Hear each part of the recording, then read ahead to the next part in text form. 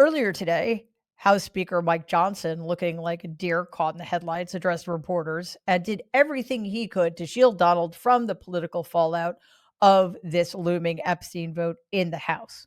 Take a look. Clearly, this is a political exercise for Democrats and a few others, sadly, and it is as deceitful and dishonest as their pointless stunt to shut down the government. Same ideology behind this. Democrats are trying to use the Epstein matter as a political weapon to distract from their own party's failures.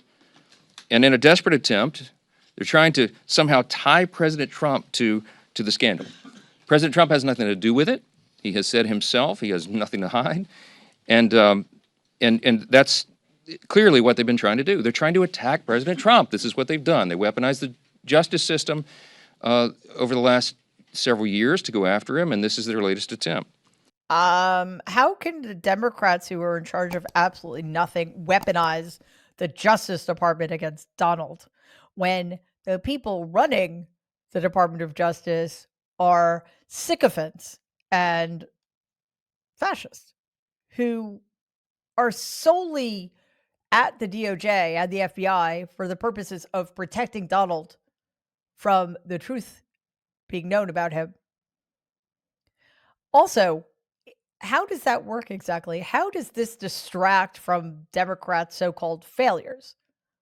Like, honestly, the government's open again, and last I checked, Republicans are still in charge of everything. So Johnson then dusted off his old excuse for not wanting the DOJ to release the Epstein files, his deep, deep, Christ-like concern for the victims. Watch this hollow man's empty remarks now. DOJ or the FBI has already reviewed it and determined it is not credible. It is false information.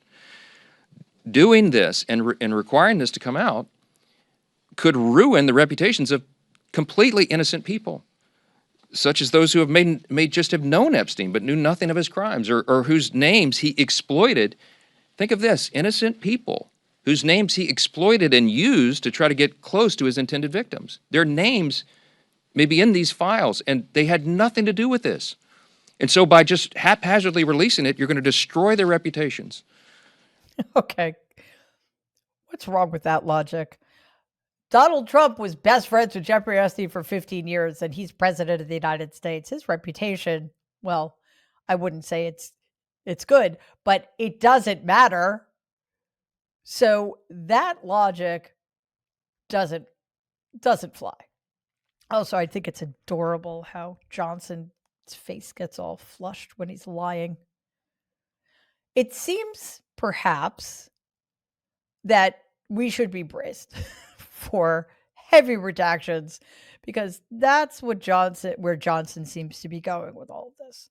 He capped off those remarks to the press by announcing plans to ensure that the files set for release are redacted when the vote moves to the Senate. Check this out. So what am I to do as a leader in a situation like this? I call my counterpart in the Senate, Leader Thune, and I talked him through this with him and shared our deep concerns. And of course, they share those concerns as well.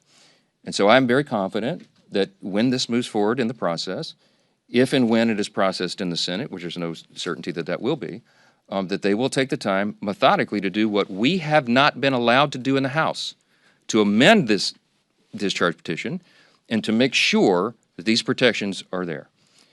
The authors of the discharge did not allow us to do that here. That's the rules here. But in the Senate, they can correct it. Oh, okay. In the Senate, they can much more effectively cover everything up that would be embarrassing to them or potentially Donald. In all of this lying, covering up, but political maneuvering, we need to keep Epstein and Maxwell's victims front and center. We need to continue to push for the truth for them and to make sure, to the extent that it's possible, anybody implicated in the horrific crimes against them is finally, at long last, held accountable. But before we go on, the Trump regime will pull out every trick in the book to make sure the truth is not known. but nothing is more powerful than the truth. So please like and share this video. And if you believe in our mission, please subscribe to the Mary Trump Media channel. This morning, Jenna Lisa Jones spoke out. She's a survivor of Epstein's abuse. She actually voted for Donald and has denounced his attempts to make this story into an excuse to attack his political opponents, as if the horrors of Jeffrey Epstein's real crimes were of no consequence whatsoever. Here's what she had to say. We are hearing the administration say they intend to investigate various Democrats who were friends with Epstein. I beg you, President Trump, please stop making this political. It is not about you, President Trump. You are our president. Please start acting like it. Show some class. Show some real leadership. Show that you actually care about the people other than yourself. I voted for you, but your behavior on this issue has been a national embarrassment. I would go further and say that it's a horrific disgrace, his behavior. Here's the thing. This clearly shouldn't be political. It's not political. And I literally don't care whose names are in the Epstein files, by which I mean, I don't care if they're Democrats. I don't care if they're Republicans. I don't care if they're rich and famous and powerful. Every single person potentially implicated in Jeffrey Epstein's crimes, any co-conspirators, regardless of whether it's somebody you admire or not, needs to be released immediately. Doesn't matter what their political affiliation is. Anybody implicated in Jeffrey Epstein's crime is a criminal who needs to be held to account in a way Jeffrey Epstein never was. Please take a second and like and share this video. It'd be awesome if you could subscribe to the channel. If you're listening to us in podcast form, please follow us and give the show a 5-star rating, because it really does help other people find our content. Thanks.